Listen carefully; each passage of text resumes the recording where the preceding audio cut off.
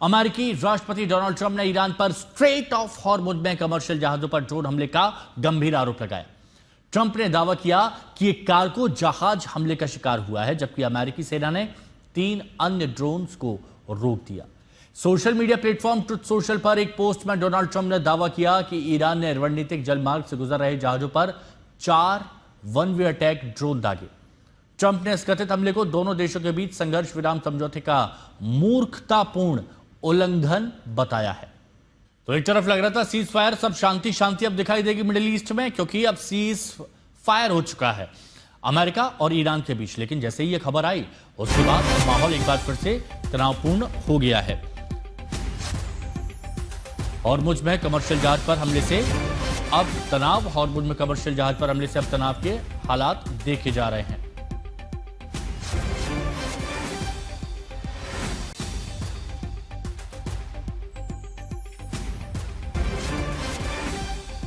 America और Iran के बीच जब लग रहा था कि सब कुछ शांत है, वहां अब एक बार फिर तनाव की स्थिति दिखाई दे रही है।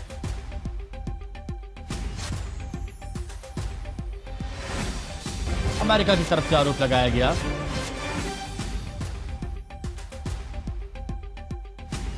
कि काफी हमले ईरान की तरफ से किए गए, 4 वन वे अटैक किए गए। प्रणय उपाध्याय हमारे सहयोगी इस वक्त हमारे साथ में जुड़ चुके हैं। प्रणय, लंबे वक्त से हम देखते आ रहे हैं कि मिडिल ईस्ट में जो तनाव है, एक उम्मीद दिखी थी, लग रहा था कि अब सब कुछ शांत होगा, लेकिन अस्थायी शांति थी। क्या अब ये कहें आने वाले वक्त में फिर तनाव बढ़ेगा?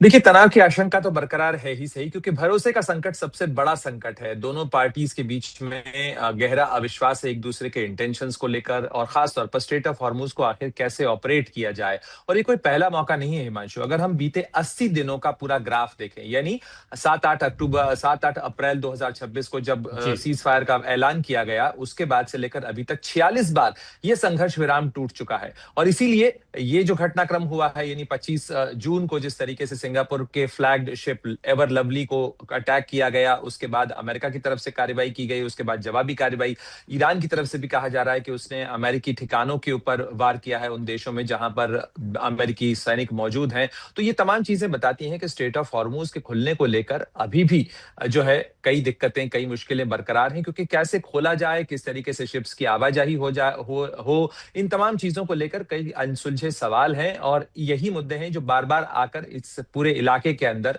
जो शिप्स की आवाजाही है, जहाजों की आवाजाही, उसको बाधित करते हैं। दुनिया ने राहत की सांस ली थी 25 तारीख को, जब करीब 20 मिलियन बैरल तेल जो है वो शिप स्ट्रेट ऑफ हॉर्मुज से पास हुआ था। लेकिन अब एक बार फिर जो जहाजों की संख्या है उसमें एक कमी देखने को मिली है पिछले कुछ घंटों के दौरान, और साथ ही जो सैन्य तनाव है उसमें एक बढ़ोतरी देखने को मिली है। आप बने रहिए प्रणय हमारे साथ, क्योंकि हम आपसे ये भी बात करेंगे कि ट्रंप के दावों पर ईरान का भी जवाब आया।